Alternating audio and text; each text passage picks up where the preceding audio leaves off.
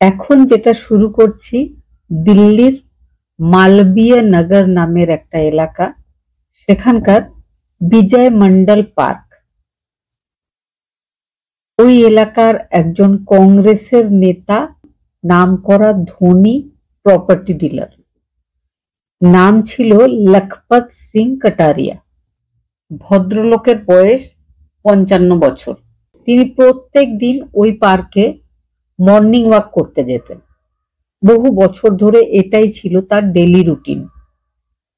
তিনি ঘটনার দিন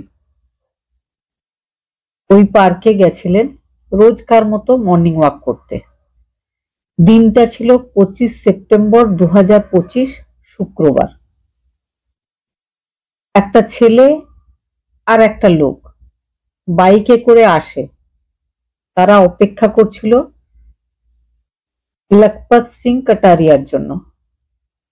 যেই তারা লখপত সিংকে দেখে, প্রথমে তাদের কাছে একটা ব্যাট ছিল। ব্যাটটা তারা সঙ্গে করে নিয়ে এসেছিল। সেই ব্যাট দিয়ে লখপত সিং কাটারিয়াকে প্রচুর মারধর করা হয়, আর সে বাঁচাও বাঁচাও করে বা ব্যথায় চিৎকার করতে থাকে। সেটা সেই আততায়ীরা শুনতে থাকে। প্রথমে মারা হয়, তারপরে যে কম বয়সী একজন ছেলে ছিল, সে নিজের কাছে একটা রিভলভার ছিল, সেটা বের করে গুলি চালিয়েছিল লখপত সিং এর ঘাড়ে, কাঁধে। লাস্ট গুলিটা চালিয়েছিল তার মাথাতে। এই ঘটনা যখন ঘটছিল, সেই পার্কের দুজন সিকিউরিটি গার্ড ব্যাপারটা দেখে সেদিকে এগিয়ে এসেছিল, কিন্তু যে ছেলেটা লখপত সিংকে গুলি করেছিল সে তাদের দিকেও বন্দুকটা তুলে ধরেছিল। সঙ্গে সঙ্গে তারা ছুটে সেখান থেকে পালিয়ে যায়। কাজ হয়ে গেলে যে দুজন আততায়ী বাইকে করে এসেছিল, তারা আবার নিজের বাইক নিয়ে চলে যায়। পুলিশ টিমকে খবর দেওয়া হয়, পুলিশ টিম আসে। পুলিশ টিম বডিটাকে ফরেন্সিক ল্যাবে নিয়ে যাওয়ার ব্যবস্থা করে। আশেপাশের সমস্ত জায়গাটা ঘুরে দেখে। সেই দুজন সিকিউরিটি গার্ডের সাথে কথা বলে। তারা পুরো ব্যাপারটা জানিয়েছিল যে কোন দিক থেকে বাইকটা এসছিল, দুজন একসাথে ছিল, তারা কি কি কথা বলছিল, সবটা তারা পুলিশ টিমকে জানিয়েছিল। তারপরে পুলিশ টিম ওই এলাকার পার্শ্ববর্তী এলাকাগুলোর আর ওই পার্কের যে সময় ওই ঘটনা ঘটেছিল সব জায়গার মোট ৬৫০ খানা সিসিটিভির ফুটেজ চেক করেছিল। চেক করার পরে তারা বুঝতে পারে যে দুজন এই ঘটনা ঘটিয়েছে তারাও দিল্লিরই অন্য একটা এলাকার বাসিন্দা। এই দুজন বাবা আর ছেলে। বাবার নাম খুশিরাম। ছেলে যেহেতু নাবালক, সেহেতু তার নাম বলা যাবে না। তো পুলিশ সেই দুজনকে খুঁজতে শুরু করে। খুঁজতে খুঁজতে এক সময় প্রথমে ছেলেকে পাওয়া যায়, পরবর্তীকালে অন্য জায়গা থেকে বাবাকেও পাওয়া যায়। পুলিশ তাদেরকে অ্যারেস্ট করে। শুরু হয় তাদের জিজ্ঞাসাবাদ। জিজ্ঞাসাবাদে যে ঘটনাটা পুলিশ জানতে পেরেছিল সেটা হচ্ছে, এই ঘটনার শুরুটা হয়েছিল ৯ বছর আগে, যখন ওই ছেলেটা যে লখপত সিং কাটারিয়ার ওপর গুলি চালিয়েছিল তার বয়স ছিল ৯ বছর। তারা দুজন বাবা আর ছেলে, আমি আগেই বলেছি। বাবা সেও কিন্তু একজন প্রপার্টি ডিলার, তার নাম খুশিরাম। তো খুশিরাম আর লখপত সিং, তাদের কাজের এরিয়াটা সেম।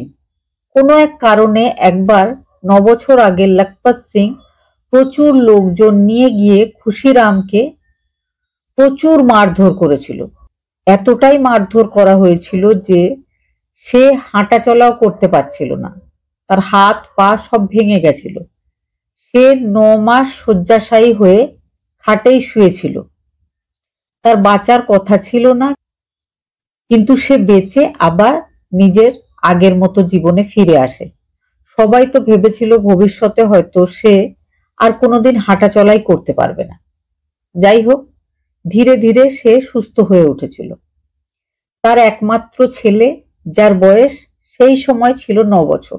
সাধারণত আমরা যেটা জানি যে প্রত্যেক মা বাবা সব সময় চেষ্টা করে যে নিজে যাই করুক, তার ছেলে খুব ভালো কাজ করবে, সব জায়গায় নাম করবে, ছেলে একজন ভালো মানুষ, যোগ্য মানুষ, ভদ্র মানুষ, একজন সফল মানুষ হলে প্রত্যেক মা বাবা খুব খুশি হয়। এই ক্ষেত্রে ব্যাপারটা ছিল একদম উল্টো। খুশিরাম লখপত সিং এর দলের কাছে মার খাওয়ার পর বা নিজেকে সুস্থ করে তোলার পর দিন রাত সে একটাই কথা ভাবছিল যে কিভাবে বদলা নেওয়া যাবে লখপত সিং এর কাছে। ভাবতে ভাবতে তার মাথায় একটা প্ল্যানিং এসেছিল। প্ল্যানিংটা ছিল যে তার উপর এই যে অত্যাচার লখপত সিং করেছে তার বদলা নেবে তার ওই 9 বছরের ছেলে। এবার মনে হবে যে 9 বছরের ছেলে কিভাবে বদলা নেবে, কিন্তু না, 9 বছরের ছেলে বদলা নেবে না। সে যখন বড় হয়ে যাবে কিন্তু তার 18 বছর বয়স হবে না, সেই সময় সে নিজের বাবার উপরে এই অত্যাচার, এই খারাপ ব্যবহারের বদলা নেবে। 18 বছর বয়স হয়ে যাওয়ার ঠিক আগে একদিন যদি বাকি থাকে তার 18 বছর হতে, তখন বদলা নিলেও কিন্তু চলবে। তারপর থেকে সে নিজের ছেলেকে সেইভাবেই মানুষ করতে থাকে। 9 বছর ধরে তার ছেলেকে একটা কথাই শেখাতে থাকে যে তোমার বাবার সাথে যারা খারাপ ব্যবহার করেছে, তাকে শয্যাশায়ী করে যারা ফেলে রেখেছিল বছরখানেক, তাদের কাছে যে কোনো ভাবে বদলা নিতেই হবে। ছেলে সেইটাই শুনে শুনে বড় হতে থাকে। ছেলে ধীরে ধীরে বড় হচ্ছে, কখনো কোথাও মারপিট করছে, কারোর সাথে ঝগড়া করছে। বাবা সেগুলো শুনে খুশি হচ্ছে, বাবার মনে হচ্ছে যে একদম ঠিক মানুষ করা হয়েছে ছেলেকে। একটা সময় ছেলের 17 বছর হয়ে যায়। এবার অপেক্ষা, এবার বদলা নিতে হবে। 17 হয়ে গেছে, 18 হয়ে যাওয়ার আগে বদলা নিতে হবে। তার একটা কারণ যে তার বাবার মনে হয়েছিল যদি 18-র আগে বদলাটা নিয়ে ফেলে তাহলে জুবিনাইল সিস্টেমের হিসাবে নাবালক যখন কোনো অপরাধ করে বা রেপ করে তাকে কিন্তু প্রাপ্তবয়স্করা অপরাধ করলে যে ধরনের শাস্তি দেওয়া হয় নাবালককে সেটা দেওয়া হয় না। সেই ব্যাপারটা খুব ভালোভাবে জানতো বাচ্চার বাবা খুশিরাম, সেই জন্য তাকে সেইভাবেই ট্রেনিং দেওয়া হচ্ছিল। যখন তার 17তম জন্মদিন কেটে যায় তারপরে ছেলেকে বাবা বলে যে একটা দেশি রিভলভার জোগাড় করতে হবে, জোগাড়টা তোমাকেই করতে হবে, আমি জোগাড় করে কিন্তু তোমাকে দেব না। ছেলেটা 9 বছর বয়স থেকেই সে ট্রেনিং পাচ্ছে, সে খুব সহজেই বাবার কথা মতো রিভলভার জোগাড় করে ফেলেছিল, সেটা চালানোও শিখে নিয়েছিল, সেটা সবসময় তার কাছেই থাকতো। এবার 26 সেপ্টেম্বর 2025-এ তার 18তম জন্মদিন ছিল। তো 18তম জন্মদিনের আগে তাকে বদলা নিতে হবে। অগাস্ট মাস থেকেই সে শুরু করেছিল প্ল্যানিং। যে এলাকাতে লখপত সিং কাটারিয়া থাকতো তার বাড়ির কাছেই খুশিরামের একজন আত্মীয় থাকতো। খুশিরামের সেই আত্মীয়র বাড়িতে খুশিরামের ছেলে থাকতে এসেছিল, কয়েকদিন থেকেও ছিল। আর সেই থাকার সময় সে সব সময় লখপত সিং কাটারিয়া যার কাছে বদলা নিতে হবে তাকে ফলো করছিল। সে কখন ঘর থেকে বেরোয়, সে আবার কখন ফিরে আসে, সে কি কি করে।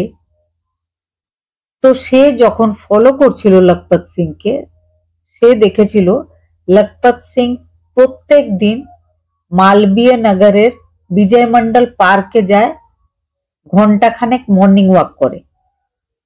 আর্লি মর্নিং বিশেষ লোকজন সেই পার্কে থাকে না। বাবাকে এসে জানিয়েছিল বদলা নেওয়ার ওইটাই পারফেক্ট টাইম। 26 তারিখে তার জন্মদিন, মানে 26 তারিখ থেকে সে 18 বছরের হয়ে যাবে। এই জন্য বদলা নেওয়ার জন্য যে দিন ঠিক করা হয় সেটা ছিল জন্মদিনের একদিন আগে, 25 সেপ্টেম্বর 2025। ঘটনার দিন তারা এসেছিল, ঘটনা ঘটিয়ে দিয়ে চলে গেছিল। কিন্তু তারা দুজনেই অ্যারেস্ট হয়ে যায় পুলিশের সামনে। এই যে গল্পটা এতক্ষণ শোনালাম সেটা তারাই শুনিয়েছিল। এখন বাবা ছেলে দুজনেই পুলিশ কাস্টাডিতে রয়েছে। তবে ছেলেকে যতদূর সম্ভব সংশোধনাগারেই পাঠানো হবে। আর বাবা যেহেতু মার্ডার করেনি, তো কয়েকদিনের মধ্যে বাবাও হয়তো জামিন পেয়ে যাবে। পরবর্তীতে হয়তো 3 বছর সংশোধনাগারে থাকার পরে ছেলেও বাড়ি ফিরে আসবে। সারা জীবন পুরো 9 বছর ধরে বাবা ছেলেকে যেটা শিখিয়েছিল, ছেলে খুব ভালোভাবে সেই কাজটা সম্পন্ন করেছিল। কিন্তু প্রশ্ন একটাই, ছেলে যখন 3 বছর পরে, মানে যখন তার বয়স 21 বছর হবে, সে ফিরে আসবে, তারপরে সমাজ, তার আশেপাশের লোকজন, তার বন্ধু বান্ধব, তার প্রতিবেশীরা, তার আত্মীয়রা সবাই কি ওই ছেলেটাকে আগের মতোই আবার ভালোবাসতে পারবে, সম্মান দিতে পারবে, বা মনে করতে পারবে যে সে একটা ভালো ছেলে? একটা মার্ডার করার পর সে কি সুস্থ জীবনযাপন করতে পারবে? সে কি শুধু বদলাটা নেওয়ার জন্যই একজন খারাপ মানুষ হয়েছিল? পরবর্তীকালে সে নিজেকে আবার পাল্টে ফেলে একজন ভালো মানুষ হয়ে উঠতে পারবে? এই প্রশ্নগুলো কিন্তু থেকেই যায়। ঘটনাটা শোনার পরে যদি কোনো বক্তব্য থাকে, অবশ্যই কমেন্টে মতামত জানাতে ভুলবেন না। ভালো থাকবেন, সুস্থ থাকবেন। আবারও আপনাদের সাথে গল্প আমার অনেক হবে। ততক্ষণ নিজেদের খেয়াল রাখবেন। Bye bye.